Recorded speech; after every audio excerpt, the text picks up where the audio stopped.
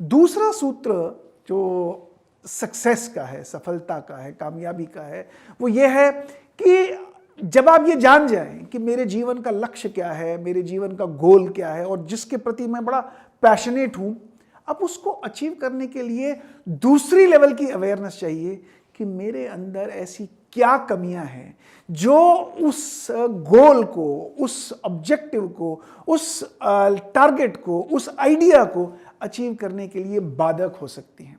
अब बहुत सारी बाधाएं हमारे अंदर हैं क्योंकि हमारा बचपन से ही जिस प्रकार की डेवलपमेंट हुई होती है वो हमें बाहर की दुनिया को देखने में समर्थ बना देती है। वो कैसा है, ये प्रोग्राम कैसा है, ये कॉलेज कैसा है, ये व्यक्ति कैसा है, ये स्कूल कैसा है, ये इंस्टीट्यूशन कैसा है, इसके प्रति हमारी अवेयरनेस बहुत हाई होती है। लेकिन मैं कैसा हूं, मेरे अंदर की कमियां कैसी हैं, मेरे अंदर की चैलेंजेस कौन सी हैं, मेरे ड्रॉबैक्स क्या हैं, मेरी शॉर्टकमिंग्स क्या है, इसके प्रति हमें कभी भी किसी ने अवेयर नहीं कराया। ना ही हमें कभी किसी ने यह बताया कि हमें अपने बारे में कैसे जानना चाहिए।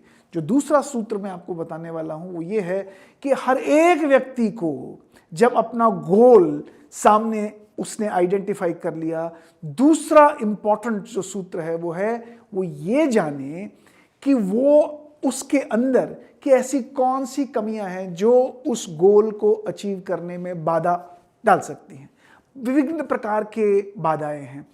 एक बहुत बड़ी बाधा है, हमें अपने बारे में पता ही नहीं होता कि हमें क्रोध कब आता है, हम खुश कब होते हैं, हम किसी के प्रति जेलस कब होते हैं, हमें ईर्ष्या कब आती है, क्यों आती है। ये बहुत बड़े बाधक हैं जीवन में किसी भी सक्सेस को पाने के लिए। मैं आपको एक उदाहरण दूंगा। एक कंपनी में दो मित्र थे।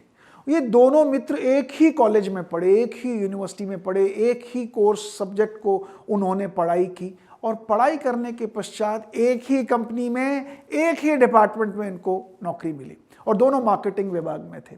और कुछ वर्षों बाद उन दो में से एक का नाम राम था, एक का नाम श्याम था।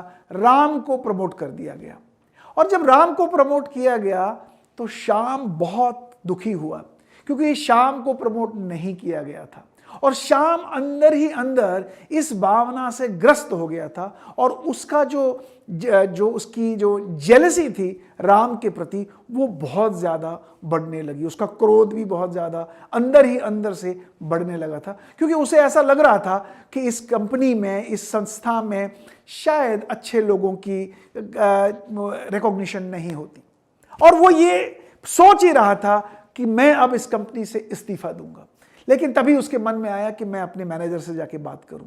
वो अपने मैनेजर से जाके बात करने गया और उसने मैनेजर से कहा कि इस कंपनी में भेदभाव होता है, मेरी प्रमोशन नहीं हुई। उसका मैनेजर जानता था कि श्याम भी बहुत मेहनती है, लेकिन वो ये भी जानता था कि राम को क्यों प्रमोट किया गया है, परंतु वो अगर सीधा उसको जवाब देता तो शायद श्याम को ये बात समझ में नहीं आती।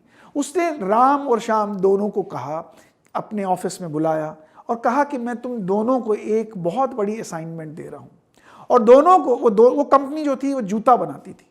उसने उन दोनों को एक देश के बारे में कहा कि आप दोनों को इस देश में, एक को पूर्वी भाग में भेजा, एक को पश्चिमी भाग में भेजा और कहा कि आप इस देश में जाएं और देखें कि हमारी कंपनी इस देश में जूते कैसे बेच सकती है। दोनों को उस देश में जाने की अनुमति मिली। दोनों उस देश में चले गए। 10-15 दिन बाद दोनों जब वापस लौटे तो वो दोनों अपने मैनेजर के पास पहुंचे और सबसे पहले उनके मैनेजर ने श्याम से कहा, आप बताएं आपके पास क्या रिपोर्ट है। तो श्याम ने अपनी रिपोर्ट खोली और कहा, मैंने इस पूरे भाग का सर्वे किया और पाया यहाँ तो कोई भी जूता पहनता नहीं, इसलिए मेरा मानना ये है कि हमें इस क्षेत्र में जूता बेचने का कोई कार्य नहीं करना चाहिए। और उसने अपनी रिपोर्ट वहाँ ख़त्म कर दी। उसके बाद मैनेजर ने राम से कहा कि अब आप अपनी रिपोर्ट प्रेजेंट करें। तो राम ने अपनी रिपोर्ट प्रेजेंट की और राम ने जब रिपोर्ट प्रेजेंट की उसने भी यही बात कही कि मैंने इस पूरे क्षेत्र का निरीक्षण किया और पाया यहाँ कोई जूता नहीं पहनता, परंतु मैंने इसके बाद लोगों से सर्वे किया। मैंने 1000 महिलाओं से बातचीत की, 1000 पुरुषों से बातचीत की, 1000 छोटे बच्चों से बातचीत की और मैंने पाया कि इन लोगों को जूते की कोई अवेयरनेस, इनके मन में जूता कॉन्सेप्ट क्या होता है, ये किसी को भी कॉन्सेप्ट, ये क्लैरिटी नहीं थी कि जूता होता क्या है। मैंने और सर्वे किया और पाया कि अगर इस क्षेत्र में हम लोगों को जूते के प्रति और सजग कराएं तो शायद यहाँ पे लोग जूता पहनना शुरू करेंगे। और इसलिए मेरा कंपनी को ये रिकमेंडेशन है कि हमें इस देश के अंदर अगले 1 वर्ष के अंदर अपनी फैक्ट्री खोलने का निर्णय लेना चाहिए, ताकि हम इस पूरे देश में जूतों की अपनी एक सेल को बढ़ा सकें। ये देख के शाम को ये बात समझ में आ गई कि राम में और उसमें किस प्रकार की डिफरेंशिएशन थी सोच में। श्याम ने उस देश में जाके सिर्फ इतना सोचा कि वहां कोई जूता पहनता नहीं और वो वापस आ गया और अपनी रिपोर्ट बना दी, जबकि राम ने उसी देश में और सर्वे किया और काम किया और डिटेल्स जोड़ने की कोशिश की और इस नतीजे पे पहुंचा कि उस कंपनी को उसके और उस काम से क्या फायदा हो सकता है। ये देख के श्याम समझ गया कि मेरे और राम के बीच में क्या अंतर है और किन कारणों से राम को प्रमोट किया गया होगा। कहने का मेरा अंतर ये है, अर्थ ये है, बहुत जरूरी है हमें केवल काम नहीं करना, वो काम किस प्रकार से किया जाता है, ये एक बहुत बड़ा डिफरेंशिएटर है। हम हार्ड वर्क नहीं करेंगे, हमें स्मार्ट वर्क करने की आवश्यकता है। तो इसलिए अगर हमें स्मार्ट वर्क करना है, अगर हमें डिफरेंट तरीके से काम करना है, तो हमें उन बाधाओं को समझने की जरूरत है जो मानसिक स्तर पर हमारे अंदर हों और हमें रोकती हों। कभी कभी हमें ये बात का एहसास दिला देती हैं कि हम ये बड़ा काम नहीं कर सकते।